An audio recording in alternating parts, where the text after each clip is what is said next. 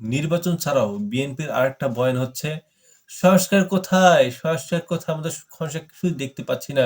এখনো ফ্যাসিস্টের আওয়ামী লীগের হাসিনার দালালরা এখনো চাকরি করতেছে, এখনো তারা তাদের পদে আছে। আমার প্রশ্নটা হচ্ছে যে হাসিনার দালালরা যে এখনো যে বিভিন্ন মন্ত্রণালয়ে আছে, এর জন্য দায়ীটা কে? এর জন্য দায়ী হচ্ছে প্রকৃতপক্ষে বিএনপি। এই যে গ্যাজেটেড অফিসারগুলো নিয়োগ যে হয়, এক খোঁচাতে নিয়োগগুলো হয় কার কথায়? রাষ্ট্রপতির আদেশে। এক খোঁচাতে চাকরি যায় কার? রাষ্ট্রপতির আদেশে।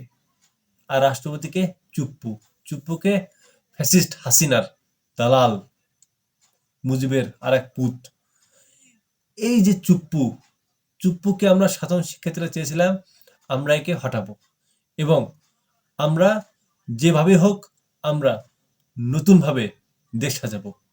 এই চুপ্পু যত সব নষ্টের মূল। কিন্তু কি হলো? এই শুধুমাত্র বিএনপির জন্য আমরা চুপ্পুকে হটাতে পারলাম না। এই চুপ্পু কি হচ্ছে? চুপ্পুকে সরানো যাবে না।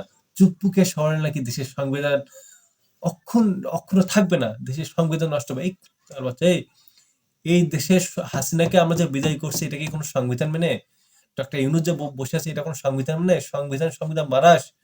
গত ১৬ বছরে, গত ১৭ বছরে বিএনপি তৃণমূল নেতাকর্মীরা কত গুম খুন হতে হয়েছে তোমার নজরে আসে না? সেটা সংবিধান লঙ্ঘিত হয় না? সেটা কি মানবাধিকার লঙ্ঘিত হয় না? তো লজ্জাটা হবে কোথায়? তোরা মানুষটা হবি কবে?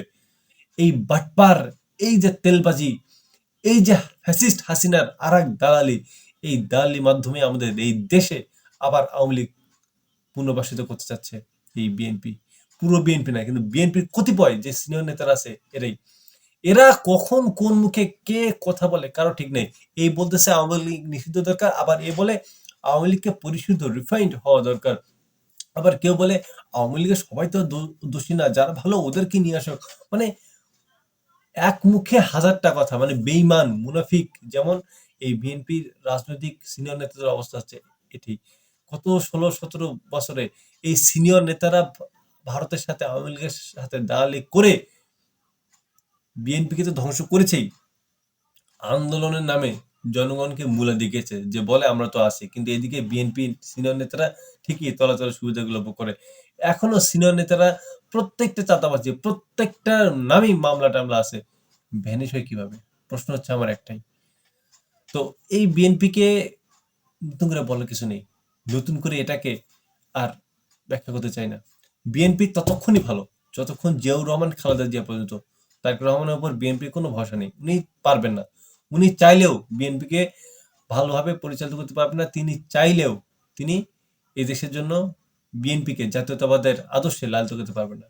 কারণ যদি তিনি চান তিনি নাই হয়ে যাবে, তাকেই গুম, জিয়াউর রহমানের মধ্যে তাকে হত্যা করা হবে। কারণ সিনিয়র যে নেতারা আছে, বিএনপির অন্যান্য নেতারা আছে, ওরা চায় ক্ষমতা। ইভেন ওরাও এটাও জানে যে তারেক রহমান ক্ষমতায় আসুক। লিখে রাখেন তারেক রহমানকে আসতে দেবে না, আর আসলেও তাকে কয়েক মাসের মধ্যেই তাকে যেভাবে তাকে জিয়াউর রহমান হত্যা করবে এই বিএনপি নেতারাই।